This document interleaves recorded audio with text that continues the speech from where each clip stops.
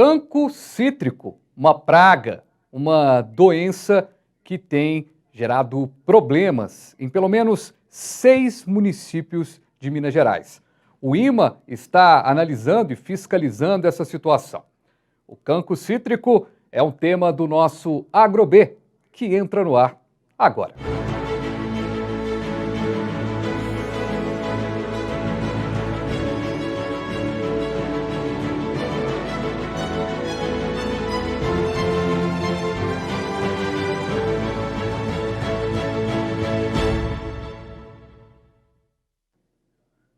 Que bom, mas que bom que você está aqui no canal Viver Brasil, 527, Claro HD, 9, Claro Analógico. Estamos no youtube.com/canal Viver Brasil. Está acompanhando esse início de programa? Alguém mandou esse vídeo para você? Você está acompanhando pela internet? Está ao vivo com a gente no YouTube?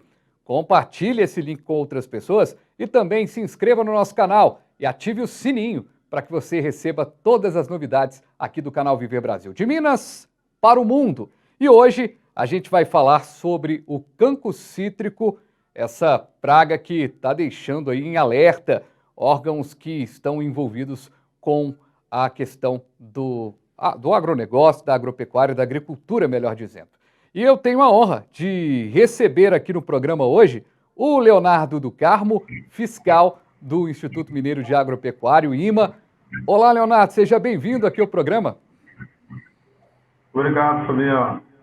Nós estaremos aqui essa tarde, aqui com você, falando um pouco sobre o cancro cítrico em Minas Gerais.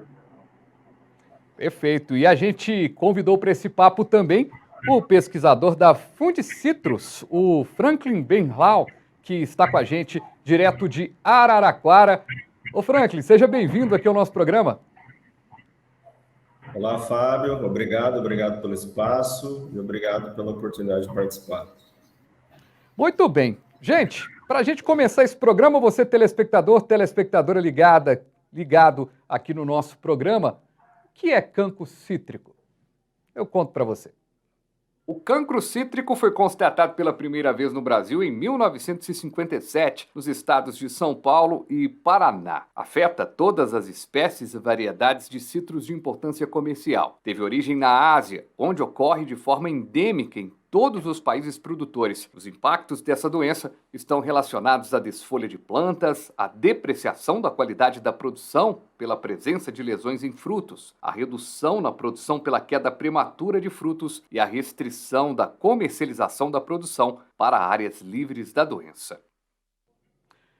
Leonardo, para a gente começar aqui nesse momento, esse alerta que o IMA faz sobre o cancro cítrico, como está essa situação, como é que está sendo monitorado todo esse problema que pode vir aí com essa praga, está sendo monitorado, portanto, pelo IMA?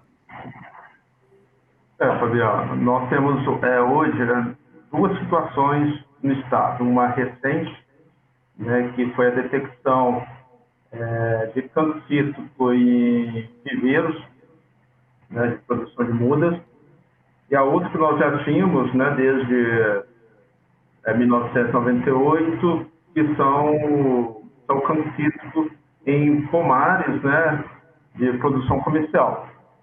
E ao início, como eu coloquei, em 98 foi detectado pela primeira vez no Triângulo Mineiro, e de lá para cá, alguns outros municípios, a praga foi se tornando até de uma maneira endêmica. A princípio, se fazia somente a erradicação, conforme a legislação estabelecida. Entretanto, em 2018, nós tivemos uma mudança na legislação, ao qual propiciou a essas regiões que são do Triângulo Mineiro, Frutal, Planura, Carreirinho, adotar um sistema de mitigação de risco para um convívio com essa praga. Então, é estabelecido todos os procedimentos, adotados pela cadeia produtiva. Ano passado, durante o período da pandemia, nós ainda continuamos realizando os levantamentos sanitários em todo o estado. A gente chama de um levantamento de detecção para tentar estabelecer as medidas sanitárias o quanto antes. E aí nós detectamos em mais 3 municípios, sendo 2 do Triângulo Mineiro e um do Noroeste de Minas, que são os municípios de Iturama e Campina Verde.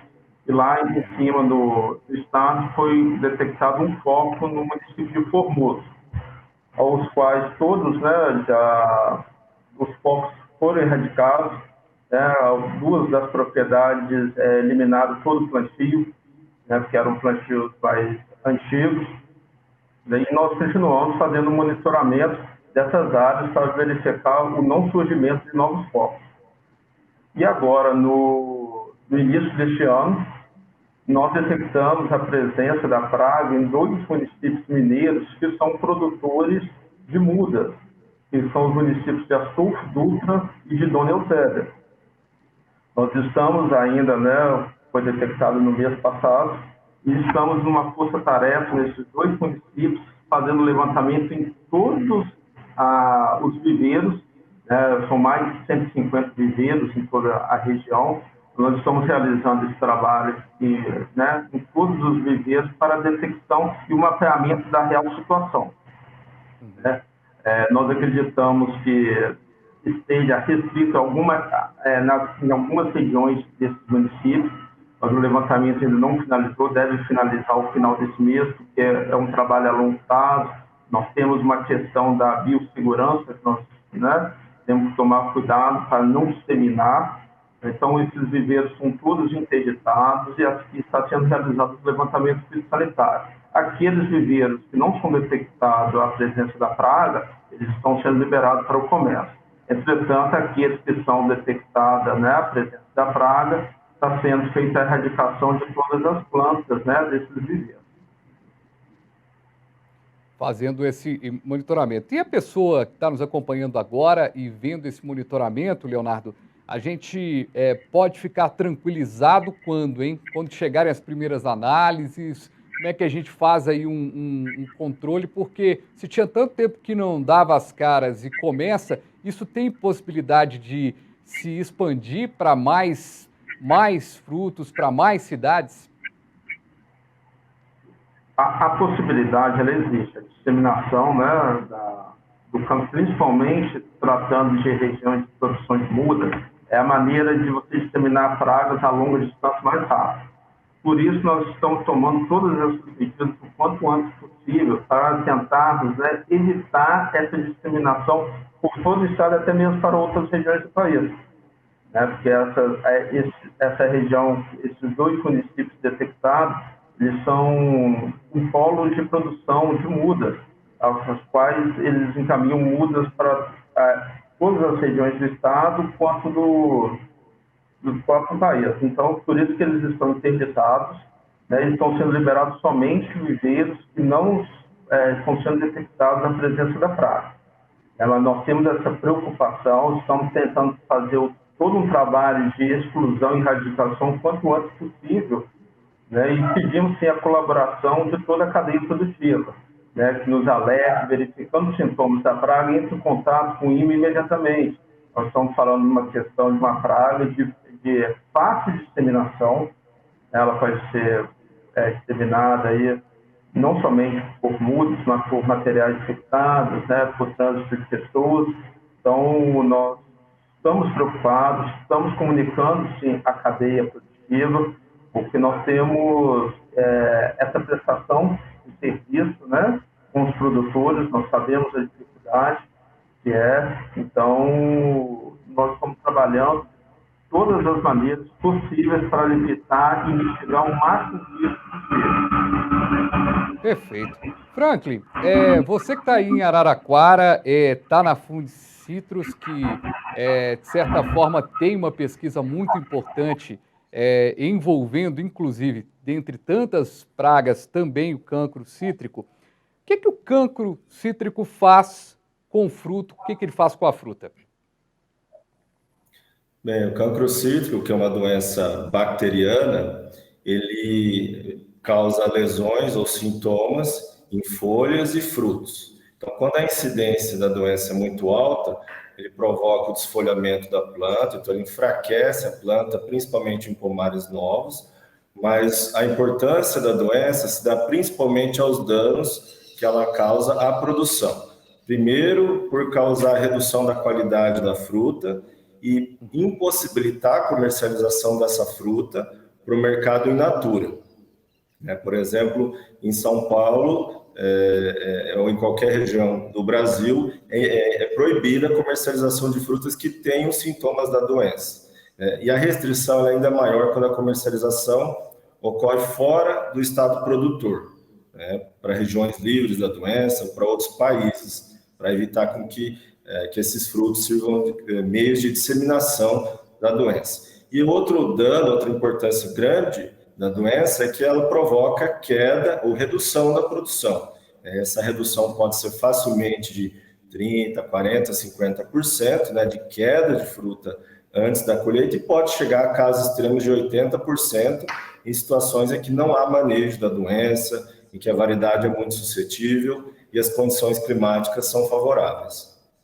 E até para a gente poder entender e fazer um paralelo também, de alguma forma, Franklin, nesse momento em que a gente discute, esse alerta importante, sempre atento do IMA, já fazendo ali os caminhos, para a gente não ter problema com o cancro cítrico, qual que é o paralelo que a gente faz hoje com outros estados do Brasil? Como é que está essa praga como um todo no que vocês têm estudado aí no Food Centers? Isso. Até 2017, o cancro cítrico era proibido em qualquer pomar do país. A partir da publicação de uma nova legislação federal, criou-se a possibilidade de existir em diferentes estados conforme a incidência da doença nos estados. Por exemplo, hoje nós temos estados em que se faz o manejo, o sistema de mitigação da doença. Nesses estados é aceitável a presença da doença desde que se faça o controle da mesma e que os frutos comercializados estejam livres da doença. Então, nessa situação estão estados, por exemplo, como São Paulo, a maior parte do Paraná, Mato Grosso do Sul, Santa Catarina e Rio Grande do Sul. Minas Gerais vive uma situação peculiar, hoje atualmente é um estado sem ocorrência da doença oficialmente e com alguns municípios em sistema de mitigação de risco. E esse trabalho do IMA é extremamente importante, da detecção precoce das áreas que têm a ocorrência da doença, principalmente os viveiros produtores de muda, que têm que seguir regras muito rigorosas para evitar justamente isso, a disseminação da doença, de um patógeno, de uma praga, para áreas livres, porque o impacto dessas doenças é muito grande. Por exemplo, o cancro cítrico ele é uma doença manejável, ou seja, dá para controlar, mas há um custo muito importante. Então, isso onera muito o produtor. É sempre melhor não ter a praga ou doença. Então, aí que entra esse papel do IMA e todo esse controle rigoroso. E em regiões onde isso não é mais possível se fazer, a gente adota o manejo. E, além disso, existem outras situações pelo país, por exemplo, em que se faz a erradicação ainda da doença ou das plantas sintomáticas, quando a quantidade de plantas afetadas é baixa. Então, a nova legislação, ela se adequa, ela se ajusta à realidade de cada estado, à situação da astricultura, visando sempre reduzir o impacto da doença à astricultura. Muito bem, muito legal essas explicações. Nosso primeiro bloco aqui do AgroB já terminou, mas na volta a gente continua destacando o cancro cítrico e falando aqui sobre esse problema que em Minas Gerais ainda está sendo monitorado e no país a gente já tem experiências e a gente vai entender um pouco mais. Você que está chegando aqui no canal Viver Brasil, muito bom ter você aqui. A gente vai para o intervalo, acompanhe o intervalo comercial e a gente volta já já.